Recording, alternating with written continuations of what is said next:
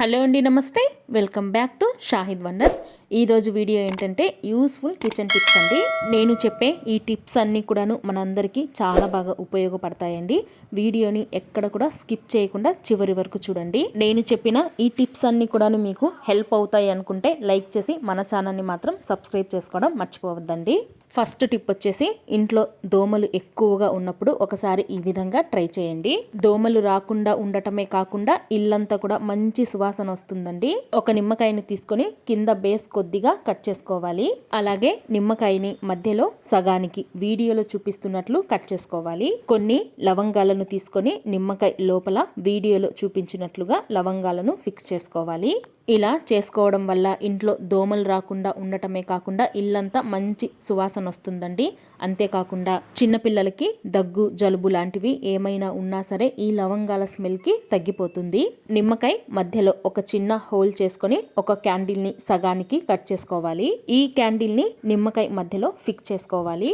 Tooth pics తీసుకొని నిమ్మకాయకి 4 వైపులా పెట్టుకోవాలండి. వీడియోలో చూపించినట్లుగా రెండో నిమ్మ చెక్కను తీసుకొని ఈ టూత్ పిక్స్ పైన పెట్టుకోవాలి. క్యాండిల్ని వెలిగించాము అంటే ఆ మంటకి నిమ్మకాయ కాలుతూ లవంగాలు కాలుతూ ఇల్లంతా కూడా మంచి స్మెల్ వస్తుందండి. అంతేకాదండి, ఈ స్మెల్కి ఇంట్లో దోమలు కూడా రావు. ఈ టిప్ అందరికీ చాలా బాగా యూజ్ అవుతుందండి. తప్పకుండా ట్రై చేయండి. దీనివల్ల మనకు ఎలాంటి సైడ్ ఎఫెక్ట్స్ కూడా ఉండవండి. ఈ టిప్ కనుక మీకు యూస్ఫుల్ గా అనిపిస్తే తప్పకుండా ఒక లైక్ చేయండి. అలాగే మన నెక్స్ట్ టిప్ వచ్చేసి, ఏదో ఒక అకేషన్ కి మనం అందరం కూడాను ఇలాంటి చాక్లెట్ బాక్సెస్ అనేవి కొనుక్కొని తెచ్చుకుంటూ ఉంటాము. ఇందులో ఉండే చాక్లెట్స్ అన్ని కూడాను అయిపోయాక ఈ బాక్స్ తో మనకు ఎలాంటి యూజ్ లేదు అనేసి పడేస్తూ ఉంటాము.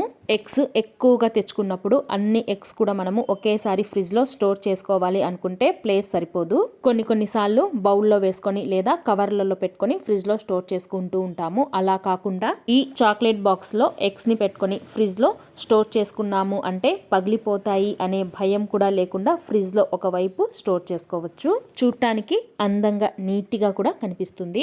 నెక్స్ట్ టిప్ వచ్చేసి, ఈ టిప్ తెలియని వాళ్ళ కోసం మాత్రమే. ఒకవేళ మీకు ముందే తెలిస్తే కమెంట్ చేసి చెప్పండి. బ్లౌజ్ కి ఇలా ఉక్సులు కుట్టారు అంటే బ్లౌజ్ పాడైపోయినా సరే ఉక్సులు మాత్రం ఊడిపోవు. ముందు ఉక్సు కుట్టే దగ్గర ఒక షార్ప్ నీడిల్ తీసుకొని క్లాత్ కి ఒక హోల్ లాగా చేయాలి. ఆ హోల్లో నుంచి ఉక్సును ఇలా బయటికి తీయాలి. వీడియోలో చూపిస్తున్నట్లు నేనైతే మగ్గం నీడిల్ తో హోల్ చేశాను. అన్ని ఉక్సులు కూడా ఇలాగే సెట్ చేస్తాను.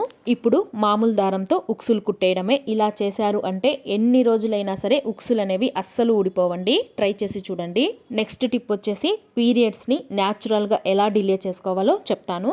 లేడీస్ కి పీరియడ్స్ అనేవి సాధారణంగా వచ్చే ప్రక్రియ.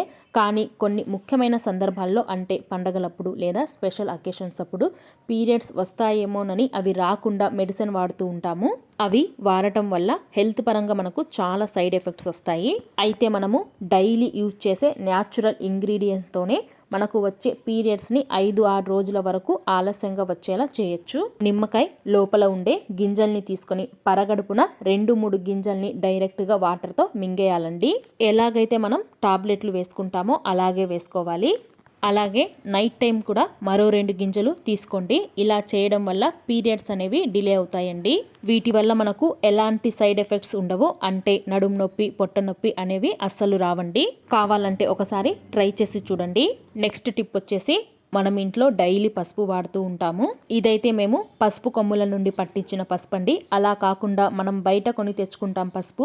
ఆ పసుపు నిజమైందా లేదా కల్తీదా అని తెలుసుకోవడానికి ఒక యూస్ఫుల్ టిప్ ఉందండి. ఇది మనం తెలుసుకోవాల్సిందే. ఎందుకంటే మనం ప్రతిరోజు వంటల్లో పసుపు వాడతాము. మనం కల్తీ పసుపు వాడుకొని మన ఆరోగ్యం చెడగొట్టుకోని కన్నా ఇది కల్తీదా కాదా అని తెలుసుకోవడానికి ఈ విధంగా చేసుకోవచ్చు. ఒక బౌల్ తీసుకొని దానిలోకి 1 స్పూన్ పసుపు వేసుకోవాలి. పసుపు వేసుకున్న తరువాత దానిలో 1 స్పూన్ దాకా సర్పు వేసుకోవాలి. కొద్దిగా వాటర్ కనుక అలా పోసాము అంటే రెడ్ కలర్ లోకి వచ్చేసిద్దండి. కుంకుమ అయితే ఎంత ఎర్రగా ఉంటుందో ఆ కలర్ లోకి వచ్చేసిద్ది. ఇదైతే మాత్రం చాలా మంచి పసుపు. మనం ఇంట్లో కొట్టించుకున్న పసుపు కాబట్టి ఈజీగా రెడ్ కలర్ లోకి వచ్చేసింది. అలా కాకుండా బయట నుంచి తెచ్చిన పసుపు కల్తీ పసుపు అయి ఉంటే కనుక అది మనం 1 స్పూన్ పసుపు సర్పు వేసి వాటర్ పోసినా సరే రెడ్ కలర్ అనేది రాదండి, పచ్చగానే ఉంటుంది. తప్పకుండా మీరందరూ కూడా మీ ఇంట్లో ఉండే పసుపుని ఒకసారి ఈ విధంగా ట్రై చేసి చూడండి.